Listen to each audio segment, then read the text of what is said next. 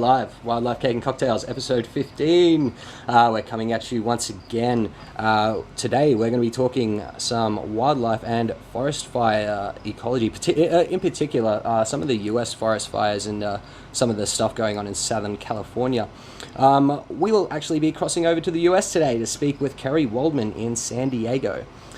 He's down in Southern California, currently working for, or has been working for, the US National Parks and North of the Border Bikes, I believe. Now, he's formerly a US Navy engineer and has given up the military life and transitioned to a forest ranger and mountain biker career. Kerry has a very keen interest in US forests and their management and is currently studying environmental management with the goal of becoming a park ranger. Kerry, how you doing, mate? I hear you've got a nice San Diego cocktail there in front of you. Oh, yeah. Thanks for having me on. Yeah, things are going well. Yeah, it's 9 o'clock at night here, so it's perfectly acceptable to be drinking. So right. I decided to kind of kick it over to you guys a little bit. I recently have started enjoying ginger beer more often, and our local grocery store actually has Bundaberg. Ooh. Oh, a local. Nice. So I went ahead and I had some whiskey that a friend of mine has distilled himself legally. It's not moonshine. It's actually aged whiskey. Right. And took some Bundaberg and made myself a little locally sourced meal. Right. Fantastic. So it's a San Diego Mule, huh? Yep, pretty much. Yeah. Because everything except the ginger beer came from right down the street, literally. And the ginger beer is from here in Queensland. Wonderful. Yep. Yeah, excellent. Now I hear that I don't have a cocktail. I hear that the IPA is the beer of San Diego, though. So pretty much. I've got myself a nice IPA and a nice mud cake right here as well. Excellent. Did you manage to get some dessert in front of yourself as well? Well, the unfortunate thing is, Christian and I talked earlier in the week. My birthday was on Sunday, and we had some of my birthday cake left over. However, my little 4-year-old daughter, before going to bed, asked if she got some cake, and she finished it. some cake, meaning the whole remainder, and dive in face first. There was a much smaller piece there this morning when I woke up than there was last night. So I don't know what happened, but it happened. Yeah, such is life, I suppose. You know, you'll have to get by without the cake this time. Now, I guess we should get into this here. Now, for our listeners who may not know the area, San Diego is on the Pacific Ocean. So that's the west coast of the US, obviously, around 190 kilometers south of LA on the Mexican border. So from the Pacific coastal environments through the lowlands and the mountain areas and the chaparral deserts beyond, there's like a fairly wide range of ecosystems and native species. It's a very picturesque, beautiful area. And so, Kerry, you being into bikes, I'm guessing you prefer some of that mountainy trail area up there, up the top of the mountains. Is that correct? So where we live is actually, it's kind of, we have what's called the Peninsula Range, which is, I guess, a smaller mountain range here in Southern California. Right. And so there's not too much flat around here. A lot of it's up and down. I live up in what's called North County, San Diego. Mm-hmm. So it's more chaparral, more rolling hills. It's a lot more just old, magma plutons that have been uplifted and eroded away. It's right, a lot so of a little bit more arity. Yeah, a lot more decomposed granite on the trails and whatnot. Right. And a little bit drier. It's all right. Yeah, nice. And so there's I guess quite a lot of cool biking pics that you're putting up on Instagram and stuff like that, which is fantastic. And like bike culture seems to be kind of booming in the US at the moment. Oh, it's huge, especially here in San Diego. I started up kind of really doing more the utilitarian side of cycling the last 2-3 years with my daughter going to and from school. But before that, I was racing mountain bikes, riding road bikes, all that good stuff. San Diego recreational cycling is huge. As a matter of fact, there are, I think it's between 8 and 9 other bike shops within a 10-mile radius of our bike shop. Oh, wow. Yes. And we all have plenty of customers to keep going. Yeah, right. And on top of that, there's a lot of support and advocacy for it. Like even my brother, who lives over there in Louisiana in the South, he was involved with a fantastic group called Bike Baton Rouge for a while. They're basically a bike advocacy and education group, and they have some amazing projects. Just I guess supporting cycling and the environmental benefits and the health benefits that it has. Oh yeah, for sure. We have locally we have the San Diego Mountain Bike Association and Awesome. the San Diego County Bicycle Coalition. So Very Mountain Bike cool. Association works on the trail access and land management stuff, and the Bicycle Coalition is more of the commuter transportation side of things. Yeah, right. The city I work with currently, San Marcos, we're working on getting a volunteer mountain bike patrol started for our trails.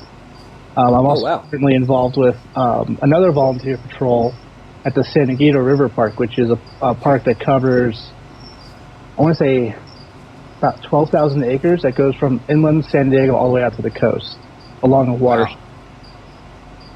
Wow, that's fantastic. Yeah.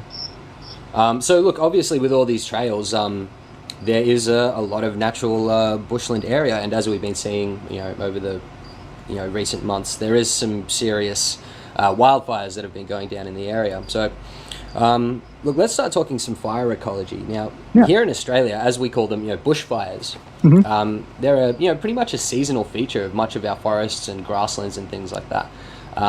There's a long history of frequent bushfires caused by lightning strikes during seasonal storms, such as in the monsoonal north, or by traditional indigenous fire stick farming for perhaps the last, maybe 50,000 years, by most indigenous Aboriginal groups here.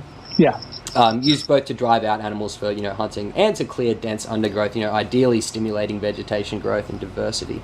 So many of our more diverse landscapes over here need fire, particularly smaller, frequent, patchy fires that don't burn too hot or too far. We've got our eucalyptus trees and our banksia trees. They require fire and smoke to actually drop seed and germinate, effectively saving the seed stores until there's less fire tolerant cover has been burnt out by the fire, and competition has kind of been burnt into a fine, nutritious charcoal. So we've even got plants that encourage fire over here. Eucalyptus oils and dry resins in some of our spinifex grasses in the arid zones. They're pretty much called pyrophytes, fire-loving plants. Now, with a lot of the fires over there, do you guys have a lot of, pyrophyte vegetation? So actually we do. What happens is the chaparral that we live in is kind of an ugly-looking, scrubby grassland that doesn't have big trees. It has short, little scrubby bushes. But a lot of those bushes, like the ceanothus, or it's called the Ramona lilac is its common name, right, will not propagate unless it's burned. So it'll drop thousands of seeds over years, but nothing will happen until a fire goes through. Our last round of wildfires back in 2008, actually, some biologists were able to find some species of flowers that they thought were extinct. But the seeds were just laying there dormant in these fields until the Witch Creek fire came through and just burned away the waxy coating, and they took. Yeah, right. Well, that's a very important thing to to understand that when a lot of these fires go through, there's in the soil there's a massive seed bank of long dead trees that have germinated, seeds that haven't germinated yet, and are just sitting there in the seed bank in the soil, as it's called, getting ready to pop up as soon as the opportunity arises, right? Yep. And in the chaparral, the fire is normal, but what's not normal is the intensity and the occurrence. So what we're having a problem with is the fires that are happening more often. Instead of every 20, 30 years, they're happening every 5 to 10 years. Yeah. And they're also more intense. And part of the big problem with that is non-native species. Right. Your beloved eucalyptus is one of our bigger problems. Yes, I have. There's actually conservancy groups and stuff that work with land managers that have been going through and getting rid of ukes in areas that are really highly fire prone to try and to mitigate that issue. Because once the ukes go, it just goes to the next one, it goes to the next one, it goes to the next one. Excuse me. Yeah, and that's what they do when they catch fire. That's for sure. And it is actually interesting how many different species of eucalyptus as well have taken foothold in the U.S. I mean, in the south, in the swampy areas, in the bayou, there's actually swamp eucalyptuses down there, river gums and things like that. And then in the drier areas, you've got other trees that were, basically most of them were brought for, I think, timber purposes. Is that correct? Yeah, and then they realize they suck for timber, and they're like, oh crap, what are we going to do? And then just spread. It's like gremlins. Like they fed them after midnight, and next thing you know, you got a whole bunch of them. Yeah, right. And being such a successful invader, they spread through everywhere, and they're being an ideal pyrophite. Do people suspect that they're making the fires worse? It's one of the contributors. Also, urban planning is another factor too. Because when you have, if you look at the way things are built out here, there's homes that are built right on top of each other, and we're not talking affordable houses that maybe American dollars would be about $200,000 to $300,000. We're talking almost in the millions of dollars for these homes, and they're sitting on like less than a quarter acre of property. So these homes super close together with no fire suppression or anything like that. The fire just goes from home to home to home. And we saw that up in Santa Rosa in the one development that basically just got leveled. And initially some people tried to blame that on the trees. But if you look at aerial photos from after the fire went through, the grass, the park in the corner is still green. There's still, 2/3 of the tree in the neighborhood are still alive and not burnt, but all the houses are gone. It's because what happens is the heat radiation gets through the windows and catches your drapery and stuff on fire. The next thing you know, your house is going up. Okay. Wow. So the houses themselves provide more tinder than the... very much so. I guess green growing bushes around them in general. Yep. And there's nothing really the firefighters can do except try and stop embers from traveling from these houses. They can't get these houses put out. They just let them burn down. Right. And let them go, because there's only so much you can do. Wow. Terrifying. Now, what's interesting as well there is, like, as you mentioned, some of these parks in and around these highly burnt, more inhabited areas are still green. Yeah. So it is kind of interesting how you still get kind of varying stages of native vegetation communities, and that's on a smaller scale. If it weren't being houses burnt down and such, that's kind of an ideal fire. You want there to be a mosaic of different habitats left over, and different stages, varying stages of regrowth. Very much so. So you've got habitats for pioneer plants, and then the various successional grasses and bushes to the older woody and fruiting, and then mature sort of, especially here in Australia, termite hollowed large trees.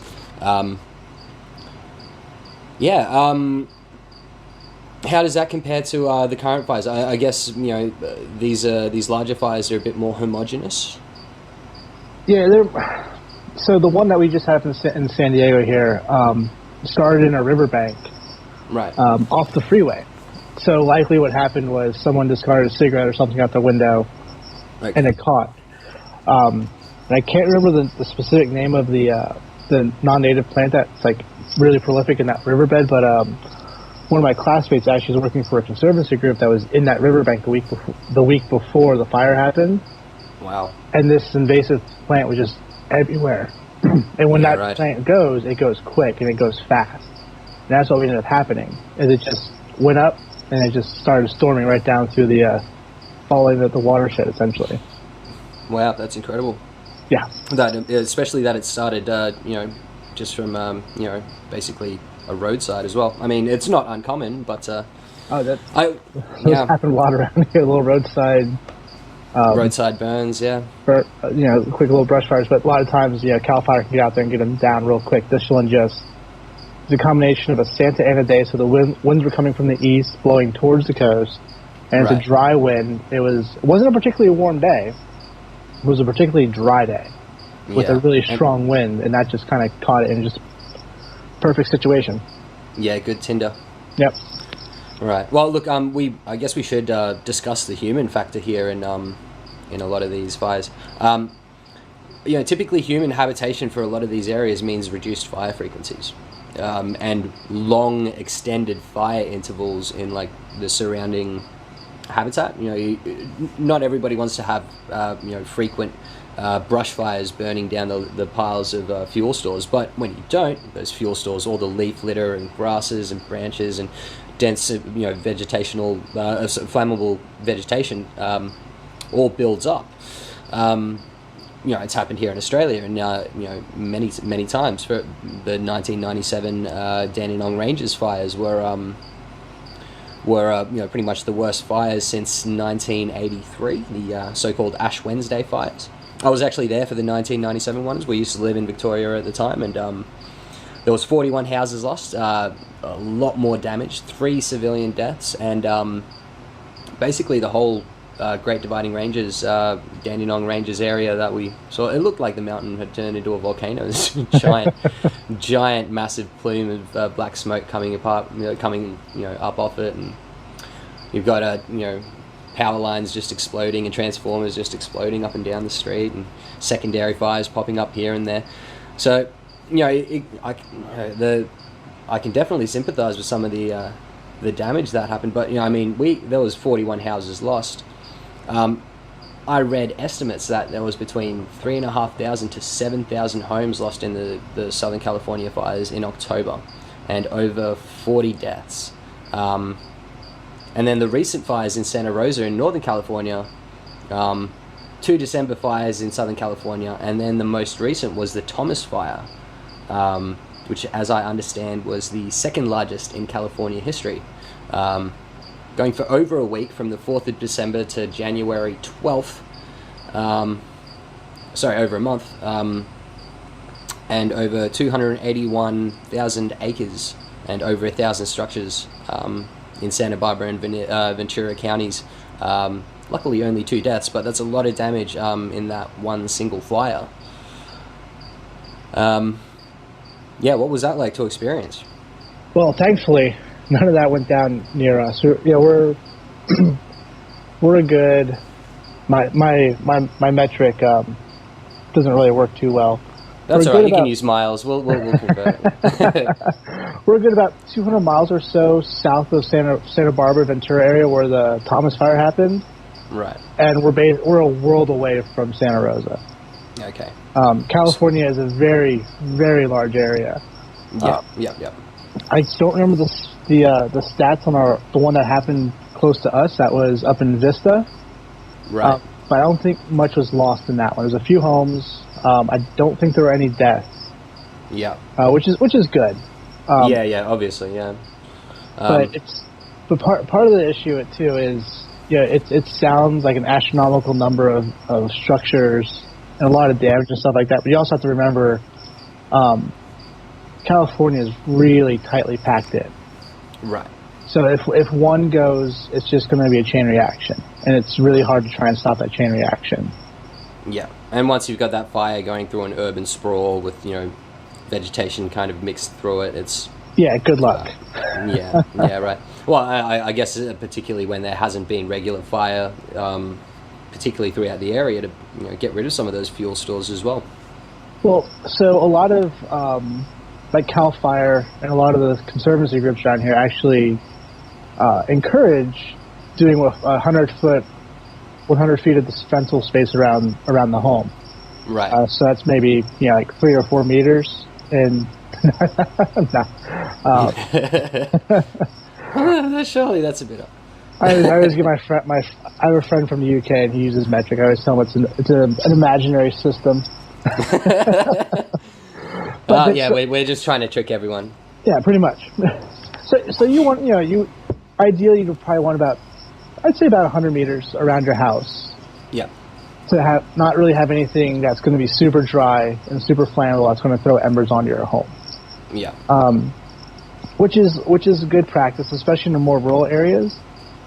But in these urban areas, if your home is backed up to the cabin, not the cabin, the canyon, and the fire starts coming that canyon side, and you get some embers floating up in the winds, and the winds pick it up just the right way. There's not much you can do. Right. Out here, our biggest enemy out here are the winds. When we get those really strong Santa Ana winds coming through, It's really hard to.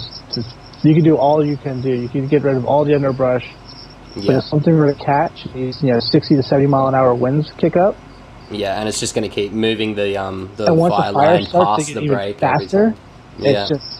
It's hard to combat that. Yeah. No, understandable. Yeah, wow. And then on top of that, from the 10th of January, the rains started coming down heavy. And led to all the terrible flooding and mudslides around Montecito. Due to all that post-fire rain, there was over 100 houses destroyed, and 20 people died as well from that one. Is this a pretty common occurrence with the mudslides, or is this a bit newer? Well, so usually our fire season's a lot earlier than this. Right. So having wildfires in December is really, really uncommon. Generally, the fire season would go anywhere from August to October. Right. And then in November is when the rains usually come in and kind of help out. But even if the fire had been in say October, and with how dry it's been, and with how bad that fire was up there, there's really not much that would have happened. There wouldn't have been a lot of vegetation to come back to kind of root back that dirt. Yeah, and kind of solidify the base so from erosion. When you lose your vegetation and stuff like that, and you get like one really good dose of rain, like we were talking about with the atmospheric river essentially that goes from Hawaii over to us in the wintertime. Yeah. It's a losing combination. Yeah. Yeah. Now, I've also read some arguments that there's a potential for this to happen even more due to ongoing climate change. With with higher temperatures and more frequent droughts, you get a longer, drier fire season, reducing the vegetation even more. And then on the flip side, when it does rain, you have the chance that there's been more evaporation, and then that condenses into greater amounts of storm activity with higher intensity storms, and the deluges after a long dry fire season and reduced vegetation is just going to keep getting worse. Yeah, and hopefully it doesn't get like that. Last year was not a very active fire season at all for us, but I'm not sure if you guys saw or not, but we got a lot of rain last winter. Mm-hmm. A lot of snow up in the Sierras. And that even contributed to some landslides and mudslides along the Lost Coast Highway up in the Big Sur area, which was closed off for about, I think, 8 months. Yeah. And there were, people basically landlocked, unable to get supplies in. They were airdropping supplies for a few weeks until they kind of got some things situated and got some people in there to help them out. It's just... Honestly, I'm going to say a lot of it comes back to how developed California is. Yeah, right. You take out a lot of these natural systems that are in there that will cement things down and hold things down, and you start putting people in those places. It's not going to always work out for the best. Yeah, no, totally. You can't expect to build your multi-million-dollar home on the side of a sea cliff, and then get mad when the tide takes it. It's just one of those things. It's a lot of planning as far as housing goes around here is kind of haphazard. Yeah. And cash is king. Yeah.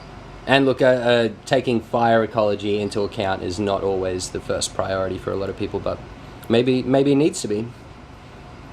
Like the one community that burned up in Santa Rosa, down to the ground. I can't remember the name of it. It actually burned to the ground the exact same way. I think it was 40 years ago, back in the 70s. Wow. Exact same thing happened. And it happened again 40 years later. So, as you can see, the developers, they're trying to line their pockets and get the cash. Not exactly learning from their mistakes. Yeah, not taking the ecology of the area in. Seriously, it's like I said, the chaparral to a lot of people looks like a useless, ugly scrubland. Right. Yeah, it's not looked at as the large biodiverse ecosystem that it really is. Yeah, right. We have, I think, 6,000 endemic species of insects. San Diego. Wow. We have a couple hundred endemic species of amphibians and reptiles in the area. And then I can't remember how many endemic species of plants that we have. But a lot of this is just ignored by the general public because it looks like weeds. Yeah, right. Yeah, right. Well, look, I guess, back to people for a minute. You were saying that, I guess, a lot of the planning for where people put housing isn't taking this ecology into account. I've also read that since the 19th century, fire suppression has been a bit of a thing for timber growth, basically seen as increasing the economic value of the bushland around by not cutting it down, not burning it until it's ready to be cut down for timber. Is that still a frequent practice, or is that something that people are kind of pushing away from these days? See, we really don't have too much timber extraction around here, so I honestly couldn't tell you. Right. But I do know in areas like Yosemite National Park and Sequoia National Park up in the Sierras, they do controlled burns to help with the sequoia populations and the ponderosa pine populations and try and mitigate large fire problems. Because I'm not as sure if you saw or not, but this year in August, there was even a large forest fire up in Yosemite. Right. And it burned a couple thousand acres. I don't think anyone died, but there were a few structures lost to it. Right. But while that fire was going on, they actually had fire crews going ahead of the fire lines and setting purposeful fires as controlled burns to keep it from spreading. We actually just happened to be in Yosemite when that was going on. Right. I did actually. I did see that you guys were on a. So you guys were on a bike packing trip, basically through the park while it was burning. It was. We got into the park about 2 days before the trip that we were going to do, because we were staying on the other side of the Sierras in Mammoth, California. Yeah. And we were just driving through. There's a lot of smoke on the road and everything, and I was like, maybe we shouldn't do it. It's myself and my 4-year-old daughter on the back of the bike. Wow. Okay. We'll see what it's like in a few days, and we'll go for it. But the entire ride, even when I started getting close to 10,000 feet, and you would think that you're up on the high points, it wouldn't be that big of a deal. You could still smell smoke. You could still see smoke. Right. A lot of the photographs I got from the trip, there's this one point where you can actually look down and see Yosemite Valley normally, but it was so smoke choked you couldn't see anything. Wow. It was pretty insane. And we actually just went back there a week ago, for my birthday trip, and we got to drive through some of the areas that burned, and there's a lot of trees that are going to be harvested soon because of that. They're just structurally unsound, too close to the road to let go. Yeah. Which is unfortunate, but it is what it is. It is fascinating driving through some of those recently burned areas. I mean, there is, there's a complete change in the ecology, and you do see a lot of regrowth coming up very, very quickly. Those pioneering species really bounce back pretty fast. So what we're seeing a quick rebound of around here, the California Chaparral Institute, they posted quite a bit about post-fire regrowth recently. The chamise plant has been coming back pretty strong since the fires have gone through. Up in Santa Rosa, up in Ventura, and even here, it's one of those plants that comes back real quick. Yeah.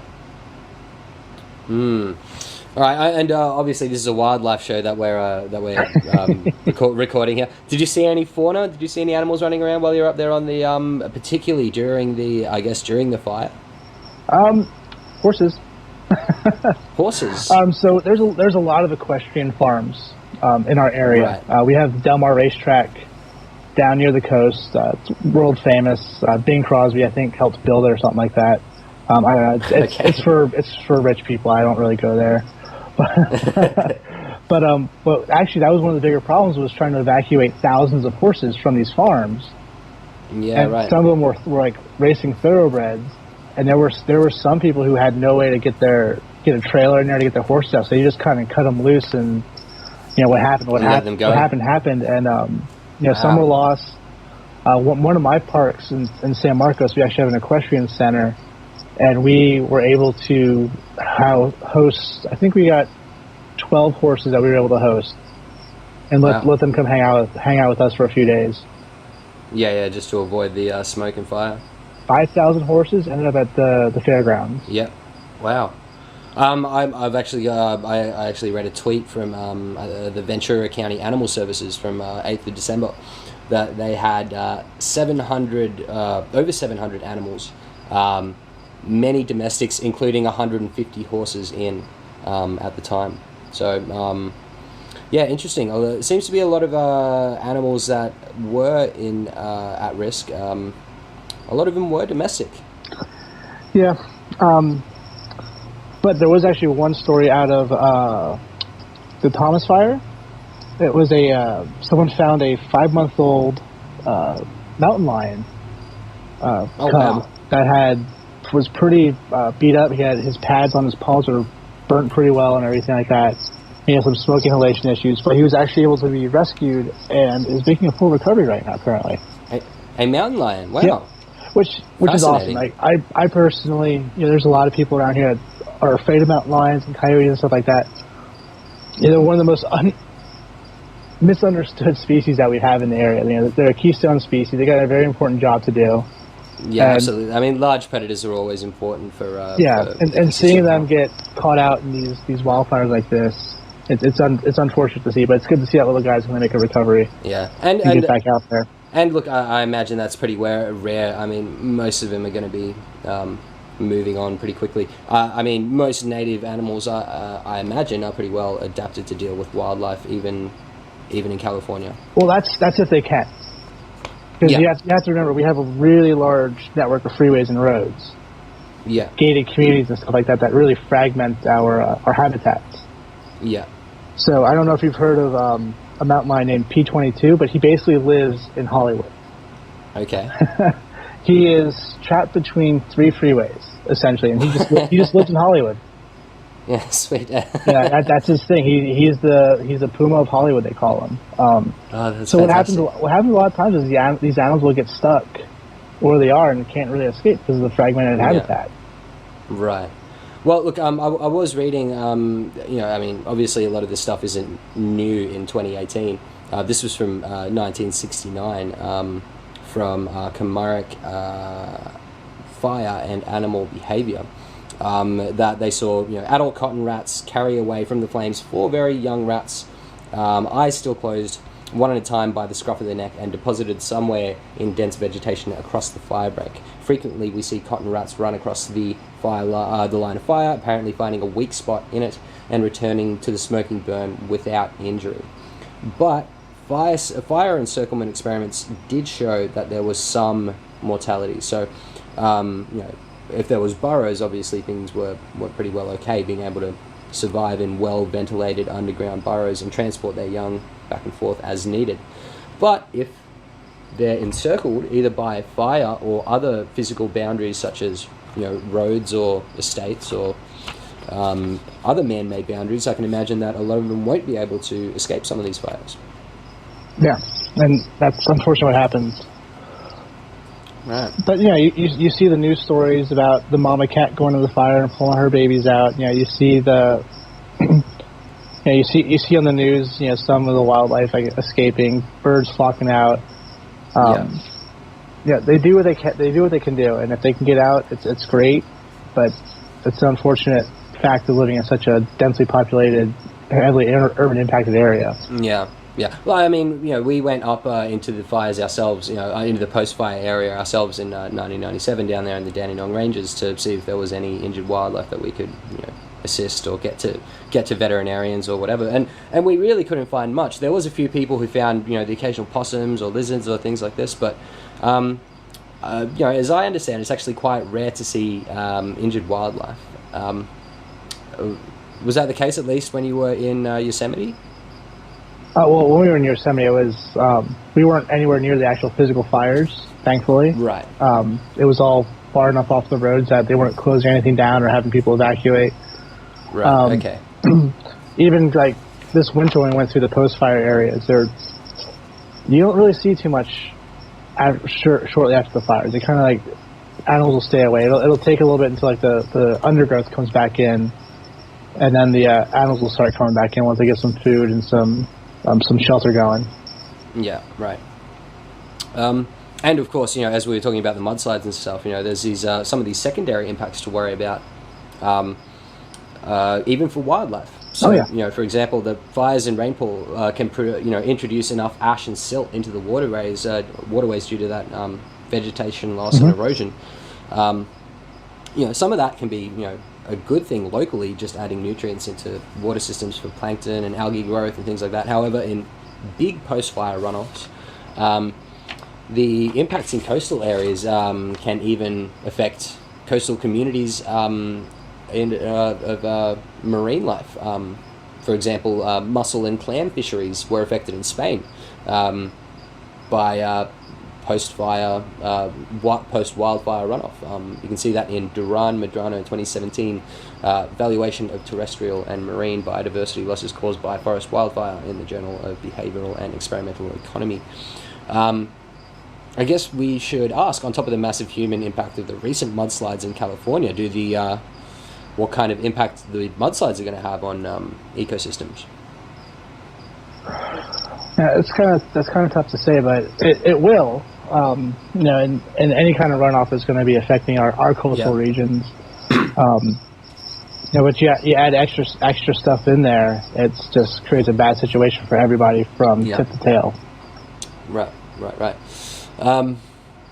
Is there a lot of monitoring of what's going to be happening to those ecosystems afterwards? Do you know, or are we just hoping that? As far as I know, probably the Department of Fish and Wildlife will be out there keeping an eye on things. The local conservancy groups will be doing their part to keep an eye on water quality and whatnot.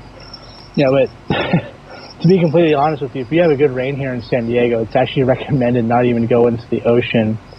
To go to the beach, go to the ocean for about 48 to 72 hours after a rain. So, a little bit of ash and silt from a fire, it's going to just basically be a normal winter day in San Diego for us. Not going to compare to some of the other runoff that's there's some pretty gnarly stuff entering our waterways, unfortunately. Oh, that's pretty rough. Yes. All right. Well, look. Let's talk about some of the positive outcomes of wildfire, at least for wildlife.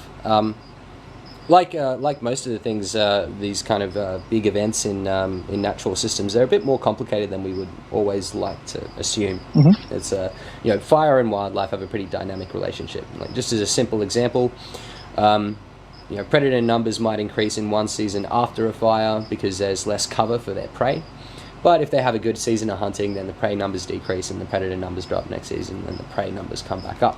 So, for example, the Australian lizard community, studied by Eric Pienka and Stephen Goodyear. There was actually a fantastic paper in Austral Ecology 37 from 2012, which showed the gecko Rhynchodura ornata and the nuchalis, that's the central netted dragon, Ctenophorus nuchalis. Their populations actually increase pretty rapidly after fire. So they do very well in those post-fire environments. Whereas the military dragon, Ctenophorus isolepis, and 5 species of Tenodus skink all decrease. And their diets change variably throughout the fire successional cycle, returning pretty much to normal 16 years after fire.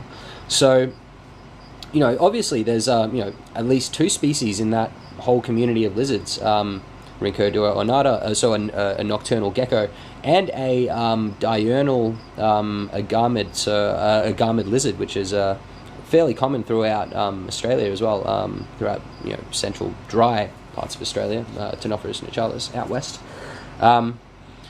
So yeah, very interesting that even amongst lizards and even within a genus, there's Ctenophorus nuchalis and Ctenophorus isolepis, different responses to fire. It took a few years for the other species to kind of recover, whereas Ctenophorus nuchalis and the gecko really do very well after fire. Yeah.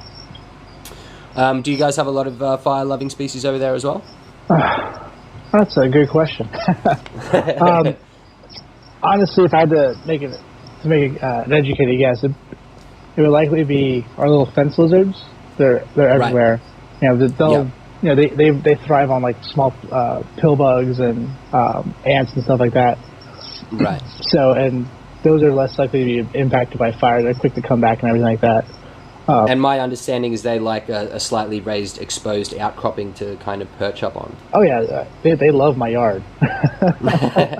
Which hopefully, once you burn back some of that scrub, you've got some nice burnt stumps for them to kind of perch up on, hey? Yeah, and with the plants coming in and stuff like that, the rodents start coming back, which will bring back the raptors, which will bring back the raptors and the bobcats and stuff like that.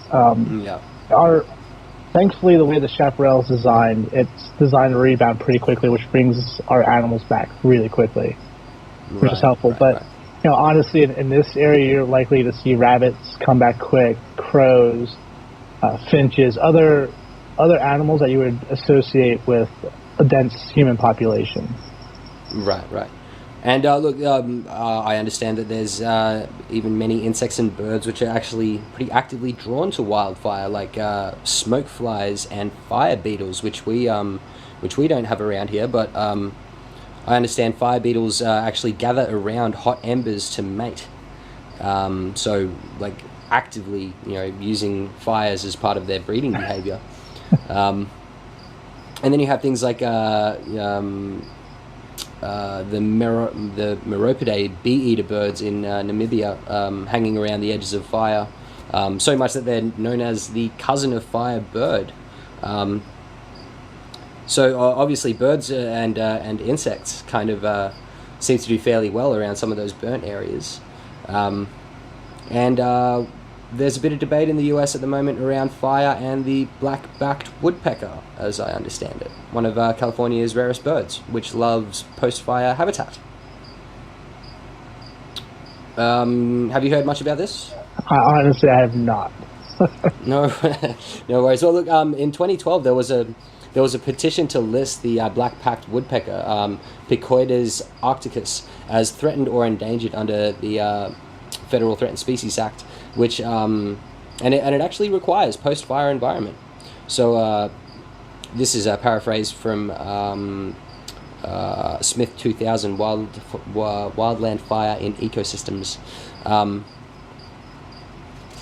They have a fairly varied response to fire, but the black-backed woodpecker in particular is in those post-fire environments, it has an increased ability to get through to some of those wood-boring insects in fire-killed trees.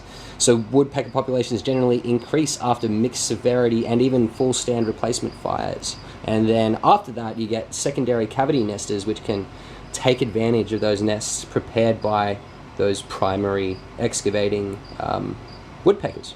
So it seems that woodpeckers, at least in the US, are one species that really benefits from some of these major wildfires. Yeah, actually, I was just looking those little guys up. They're actually kind of up in the Sierras up north of us, so we don't really have them too much down here. But right. But yeah, that actually, that happens with some other species too. Like you can kind of go into these burnt areas and kind of exploit the dead trees and stuff and get what you need. Right, because not only do you have more access to some of the wood-boring insects, but some of those insects themselves, their populations, expand massively after a wildfire. So that the dead trees are just, those dead trees are just full of fantastic little treats for whoever can get at them. Exactly. And thus woodpeckers, perfect at drilling into those fantastic, with those fantastic beaks. Very cool. All right. Well, look, I guess, final thoughts wise, it's not all bad, at least for wildlife when it comes to wildfire. And, like anything, nature kind of responds, the natural response depends on the species ecology and the severity of the fire and the history of fire in the area. Not just sort of on an evolutionary level, but on the more contemporary level of like current standing dry fuel loads and pre-burnt areas and that mosaic of fire. So not all bad and not all good when it comes to fire in the end. Well, I kind of always look at our wildfires and brush fires as kind of a good thing. It gets rid of the old fuel, which is helpful, but also ushers in some fresh growth and some fresh news. Like I said earlier, there's times when you're going to go out and find species that you thought were extinct, because the seeds are just sitting there. So, it's unfortunate people lose homes. It's unfortunate people lose lives, but it's really awesome and marveling to watch nature come back and retake things. It kind of makes you think about like what's going to be like when we're gone as a species, and what's going to happen. Nature, it's just like they said in Jurassic Park, life finds a way.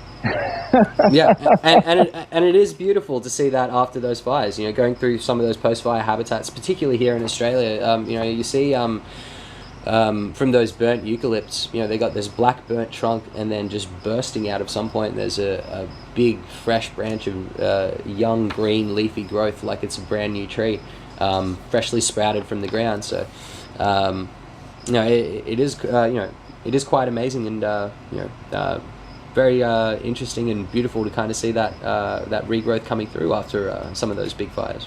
Oh, for sure. We had the same thing with our coast live oaks and our Engelmann oaks. As long as the fire doesn't get to the heartwood, that tree will stand there in the fire and just take it. Yeah. And it'll just sprout back the next spring, and it's incredible to see it. Like even some of the like laurel sumacs and ceanothus, they'll burn on the bottom, but they'll still be green up top. Yeah, right. They're just like kind of like, hey, we're still here doing our thing. Let's bring it on, Yeah. And obviously there is a big difference between those canopy fires and those low-level grass fires. Yeah. But still, very interesting stuff. Kerry, I think we're going to have to pretty much wrap it up, man. Thank you so much for taking the time to talk to us today. This has been really, really interesting, and I hope we can do it again at some point. How's things looking with your environmental management at the moment, with your studying? So I've just started my last semester. So come May, I should actually have a piece of paper that said I sat in the classroom for several hundred hours. Wonderful. And be able to become an adult again. For the second. I have to grow up again. It's kind of it was a joke when you're in the military and you're getting ready to get out. It's like, hey, so what do you want to do when you grow up for the second time? So, it's figure it out. Start figuring life out again. Of another era. I did 8 in the Navy. Did my 5 years in university to get my degree. Yeah. Now it's off to the next step. So where it's going to go, not sure yet. But hopefully it's doing something fun and outside, not sitting at a desk. No worries, man. No worries. Well, look, dude, congratulations. You're a fascinating dude. It's been great to talk to you. And you still at north of the border bikes, or? Yeah, I'm more than willing to come back and speak with you again on other topics. I'm here to help you and Christian out. No worries. And look, anytime we have some interesting topics in California and San Diego, I'm sure we'd love to have you on. Now, while we're closing up here, what were the name of those bike advocacy groups for San Diego? So it's the San Diego County Bicycle Coalition. That's right. And the San Diego Mountain Bike Association. No worries. And if you're down south in Louisiana, check out Bike Baton Rouge. Fantastic non-for-profit organizations all. And where can people catch you on Instagram with your biking photos, Kerry? So actually our Instagram is at Adventures with Grom. So it's at ADV_W_GROM. So it's awesome. It's an Instagram I started for all the stuff that we do with our daughter. Right, and there's always a lot of cool biking photos. Oh yeah, we do a lot. We ride the bike to and from school 3 days a week. On the weekends we'll go out and do rides and stuff like that. But you'll catch us at the safari park, camping. We're always on the move. Very cool. Very cool. And guys, remember, if you're here in Brisbane, March 25th, 2018, the RepX Brisbane Reptile Expo at the Royal International Convention Centre, Brisbane Showground. It's an amazing, going to be boasting an amazing array of invertebrates, birds of prey, reptiles, and much more for you to come and enjoy throughout the day. Check them out at repex.com.au. Also, check out frogid.net.au to jump on the Frog ID frog identification app for free and help Australia's frog conservation scientists help our frogs. Kerry, thanks again so much, man. Hey, thank you. I hope to talk to you again some point in the future. Guys, I've been Yanni Talk Cola. This is Wildlife Cake and Cocktails. We're out again and talking to you very shortly. Cheers. Bye.